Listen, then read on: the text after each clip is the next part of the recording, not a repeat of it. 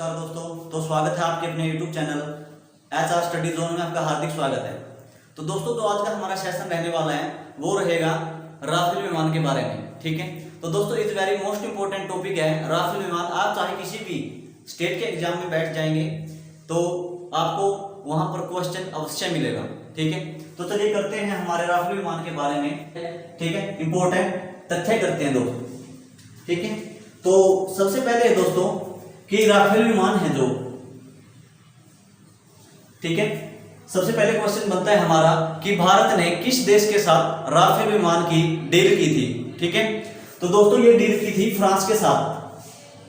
ये फ्रांस से दिए गए हैं हमारे विमान। ठीक है, फ्रांस के साथ भारत ने डील की थी। कब की थी दोस्तों? ये डील की थी दोस्तों 2016 में। ठीक है, 2016 में भारत ने फ्रांस से कहा था कि आप हमको राफेल विमान दे दो। ठीक है, तो 2016 में समझौता हुआ था, फ्रांस के साथ हुआ था हमारा। ठीक है, तो दोस्तों आगे का जो हमारा फैक्ट है, ठीक है, जो फ्रांस है, ठीक है, भारत ने फ्रांस को कितने विमान दिए हैं? ठीक है, तो दोस्तों टोटल 36 विमानों पर 36 विमानों पर समझौता हुआ था भारत और फ्रांस का। लेकिन प्रेजेंट टाइम में भारत में 5 विमान आए हैं। ठीक है, कितने आए हैं? 5 विमान। ठीक है, और जो बाकी के विमान बच चुके हैं, 31 विमान जो बचे हैं, ठीक है, ये 2022 तक हमारे भारत में आ जाएंगे। ठीक है, 2022 तक ये बचे हुए विमान हमारे भारत में आ जाएंगे। ठीक है, और दोस्तों तो आगे का हमारा फैक्ट है कि राफेल विमान है, राफेल विमान है कि इसकी लैंडिंग कहां पर की गई भारत में? तो दोस्तों ये की गई है अंबाला एयरबेस पर। अंबाला एयरबेस पर लैंडिंग की गई है दोस्तों राफेल विमानों की। ठीक है, लैंडिंग की गई है कहां पर? अंबाला एयरबेस पर। ठीक है दोस्तों, जो अंबाला है ये हरियाणा राज्य में है। ठीक है, ये हरियाणा का जिला है दोस्तों अंबाला। ठीक है, और दोस्तों जो अंबाला है, ठीक है, यहां पर अंबाला एयरबेस कब स्थापित किया गया? इसकी स्थापना जो हुई थी दोस्तों, अंबाला एयरबेस की स्थापना हुई थी 1919 में। ठीक है, और यहाँ ट्रेनिंग स्कूल खोला गया 1938 में। ठीक है, और इसको स्थायी मतलब एयरबेस का दर्जा भारत सरकार ने 1937 में की गई थी दोस्तों। ठीक है, 1948 में इसको स्थायी एयरबेस घोषित कर दिया गया। स्थायी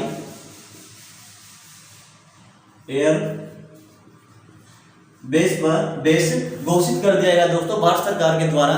ठीक है, तो दोस्तों ये थे हमारे फैक्ट, ठीक है, इसके राफेल विमान के बारे में। ठीक है, तो दोस्तों हम करते हैं फ्रांस के बारे में। Is very very important fact. ठीक है दोस्तों, जो फ्रांस की कैपिटल है वो है पेरिस। फ्रांस की कैपिटल है पेरिस। ठीक है, और सेकंड नंबर जो रहने वाला है फ्रांस है जो दोस्तों। ठीक है, और फ्रांस की संसद का नाम है नेशनल असेंबली।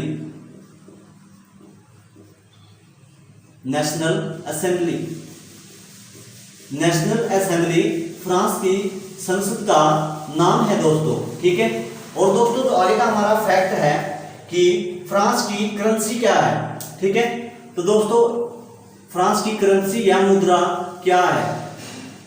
वो है दोस्तों यूरो। ठीक है, जैसे हमारे भारत में रुपया है तो फ्रांस की करेंसी क्या है? यूरो। तो फ्रांस की करेंसी है दोस्तों यूरो। ठीक है, तो फ्रांस की करेंसी क्या है दोस्तों? और दोस्तों तो आगे का फैक्ट है जो पेरिस है दोस्तों। ठीक है, ये सीन नदी के किनारे स्थित है। सीन नदी के किनारे स्थित है दोस्तों, किनारे स्थित है दोस्तों। ठीक है, और दोस्तों अगर यहाँ के राष्ट्रपति की बात की जाए, फ्रांस का राष्ट्रपति कौन है? ठीक है, तो दोस्तों फ्रांस के राष्ट्रपति हैं इमैनुअल मैक्रो। इमैनुअल मैक्रों है दोस्तों, ये फ्रांस के राष्ट्रपति हैं, ठीक है। और दोस्तों इमैनुअल मैक्रों है जो, ये फ्रांस के युवा राष्ट्रपति है दोस्तों, ठीक है, युवा है दोस्तों ये, ठीक है। और दोस्तों आगे यदि हम फ्रांस के पीएम की बात करें, फ्रांस के पीएम की बात करें, वो हैं जया कस्टेक्स, जया कस्टेक्स फ्रांस के क्या हैं, पीएम है दोस्तों, ठीक है, प्रधानमंत्री हैं। पहले जो फ्रांस के राष्ट्रपति दोस्तों वो थे एडवर्ड फिलिप, एडवर्ड फिलिप थे दोस्तों। कोरोना टाइम के चलते इन्होंने इनके पीएम पद से इस्तीफा दे दिया दोस्तों, ठीक है, इस्तीफा दे दिया दोस्तों। तो ये वेरी मोस्ट इंपोर्टेंट है दोस्तों, फ्रांस के प्रधानमंत्री, क्योंकि नए चुने गए हैं दोस्तों। दो इससे पहले एडवर्ड फिलिप थे, यहाँ के प्रधानमंत्री थे, इन्होंने कोरोना टाइम के चलते यहाँ से इस्तीफा दे दिया, ठीक है। तो दोस्तों ये वेरी मोस्ट इंपोर्टेंट है। और दोस्तों यदि हम फ्रांस की क्रांति की बात करें, ठीक है, यदि हम फ्रांस की क्रांति की बात करें तो जो ये क्रांति चली थी, फ्रांस की क्रांति 1789 से 1799 तक चली थी दोस्तों, ठीक है। और इसमें नेपोलियन बोनापार्ट ने महत्वपूर्ण भूमिका निभाई थी दोस्तों, ठीक है, क्योंकि इसने यह चाहा था कि फ्रांस जो देश है इसका ज्यादा से ज्यादा विस्तार किया जाए, ठीक है, ऑल वर्ल्ड में। तो सबसे ज्यादा योगदान नेपोलियन बोनापार्ट का रहा है दोस्तों, ठीक है। तो इस वेरी मोस्ट इंपोर्टेंट है दोस्तों ऑल फैक्ट, ठीक है। और दोस्तों जो हमारे आगे के फैक्ट हैं इस वेरी मोस्ट इंपोर्टेंट रहने वाले हैं दोस्तों, ठीक है।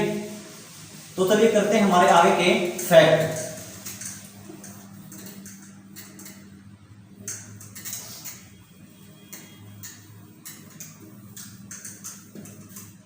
ठीक है दोस्तों, जो हमारा आगे का फैक्ट है कि राफेल विमान है, राफेल विमान की निर्माता कंपनी कौन है, बनाने वाली कंपनी कौन है राफेल विमान को, तो दोस्तों वो है डुसोल्ट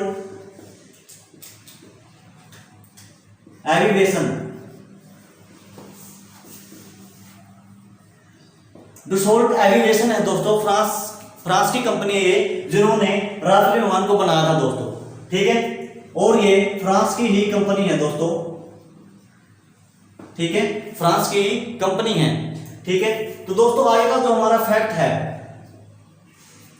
जो हमारा आगे का फैक्ट है दोस्तों, is very most important fact रहने वाला है कि राफेल लड़ाकू विमान की क्या विशेषता है। आगे जो हमारा फैक्ट है कि राफेल विमान की क्या विशेषता है, ठीक है। तो दोस्तों राफेल विमान है जो ये लड़ाकू विमान है, ठीक है। तो इसकी विशेषताएं क्या है दोस्तों, चलिए करते हैं इसकी विशेषताएं।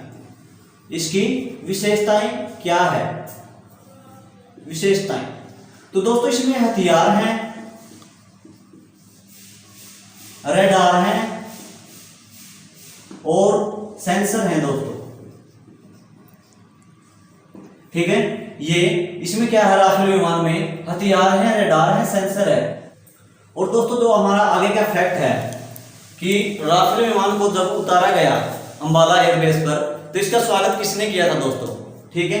तो स्वागत किया था दोस्तों आरकेएस भदौरिया ने, आरकेएस भदौरिया ने, आरकेएस भदौरिया ने राफेल लड़ाकू विमान का स्वागत किया था दोस्तों, ठीक है। कहां पर किया था, अंबाला एयरबेस पर, अंबाला एयरबेस पर, ठीक है। अंबाला एयरबेस पर आरकेएस भदौरिया ने राफेल लड़ाकू विमान का स्वागत किया था दोस्तों।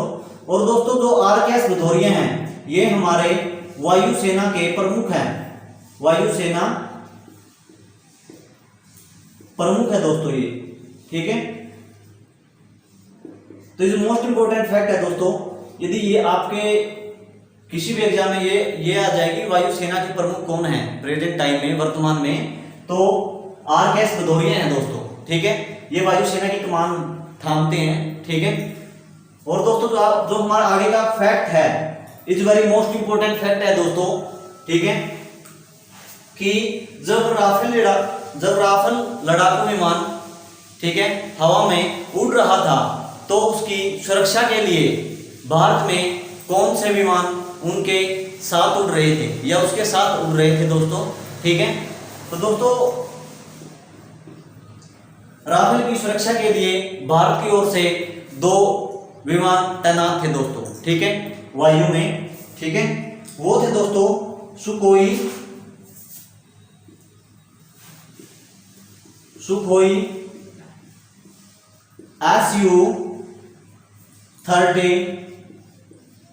MKI, ठीक है, सुखोई Su-30 MKI विमान राफेल विमान की सुरक्षा के लिए साथ में उड़ रहे थे दोस्तों, ठीक है। जो सुखोई Su-30 MKI विमान है ये राफेल विमान की सुरक्षा के लिए साथ में उड़ रहे थे दोस्तों, ठीक है, हमारे भारत में, ठीक है।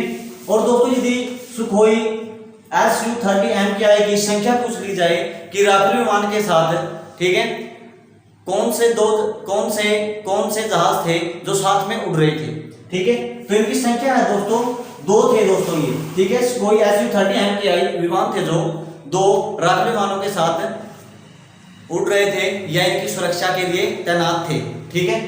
तो इस वेरी मोस्ट इंपोर्टेंट है दोस्तों सभी हमारे फैक्ट ये, ठीक है। और दोस्तों जो हमारे आगे के फैक्ट है इज वेरी मोस्ट इंपोर्टेंट रहने वाले हैं दोस्तों, ठीक है। और तो पेपर में इसकी मारक क्षमता पूछ ली जाए कितनी है, तो वो जो दोस्तों राफेल लड़ाकू विमान की मारक क्षमता है वो है 3700 किलोमीटर, ठीक है। राफेल विमान है जो 3700 किलोमीटर तक अपनी मारक क्षमता रखता है दोस्तों, ठीक है, 3700 किलोमीटर तक, ठीक है।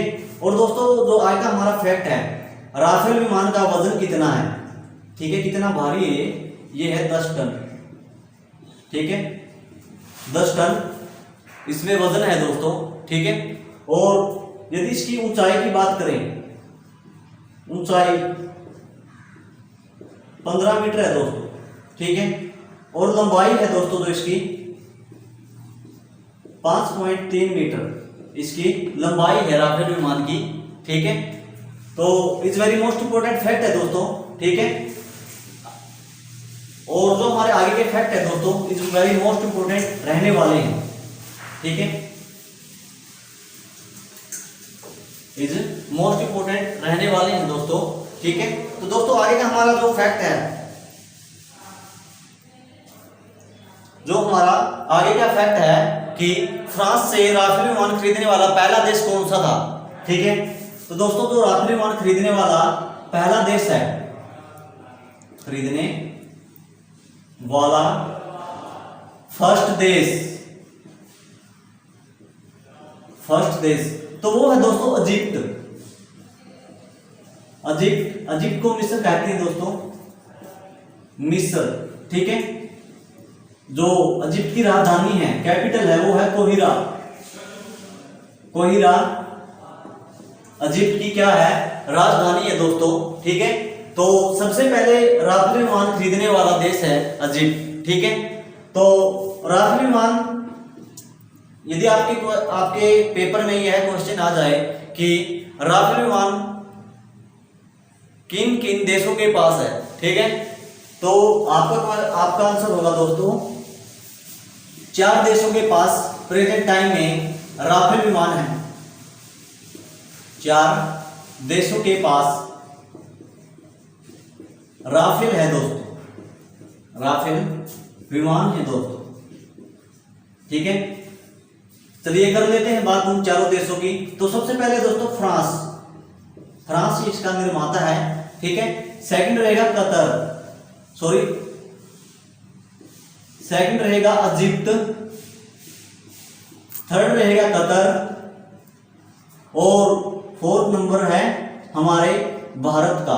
ठीक है, इन 4 देशों के पास राफेल विमान है दोस्तों प्रेजेंट टाइम में। ठीक है, ओनली इन 4 देशों के पास क्या है, राफेल विमान है दोस्तों। ठीक है, इज मोस्ट इंपोर्टेंट रहने वाले हैं दोस्तों ये फैक्ट। ठीक है, तो दोस्तों जो हमारे आगे के फैक्ट हैं, जो हमारा आगे के फैक्ट है कि राफेल विमान में दोस्तों, ये हम साफ कर लेते हैं दोस्तों।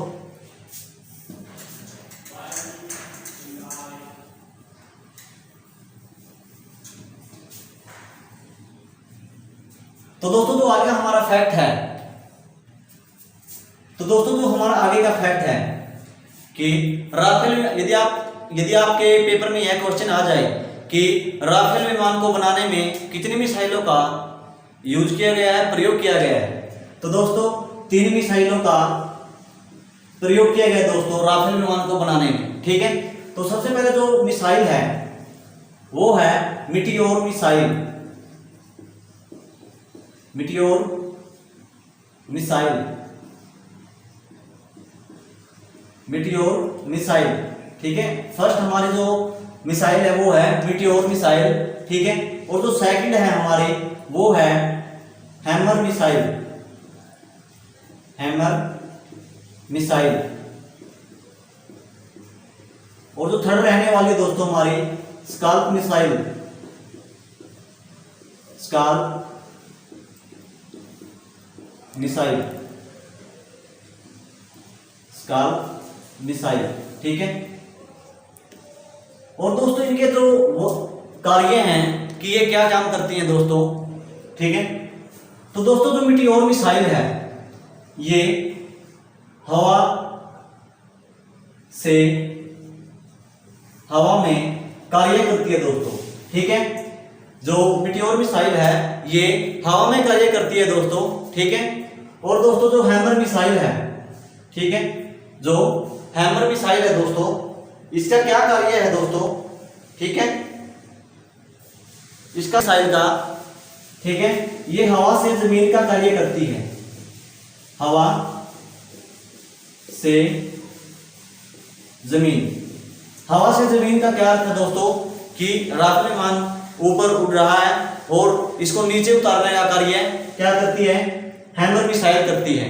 और दोस्तों जो आगे का हमारी मिसाइल है, आगे की हमारी मिसाइल है, तो इसका क्या कार्य है दोस्तों राफेल विमान में। इसका कार्य है दोस्तों, यह किसी भी मौसम में, यह किसी भी मौसम में एक से दूसरे टारगेट को बदलने में सक्षम है दोस्तों। ठीक है, स्काल्प मिसाइल का क्या कार्य है, ये किसी भी मौसम में, ठीक है, यह किसी भी मौसम में दोस्तों एक टारगेट से दूसरे टारगेट को बदलने में सक्षम है। ठीक है, तो दोस्तों जो आज का हमारा सेशन है यहीं पर समाप्त होता है। हम आशा करते हैं कि आपको हमारी वीडियो अच्छी लगेगी। ठीक है, तो दोस्तों चैनल को ज़्यादा से ज़्यादा शेयर करें, सब्सक्राइब करें, ठीक है, लाइक करें और कमेंट करें। तब तक के लिए जय हिंद, जय भारत।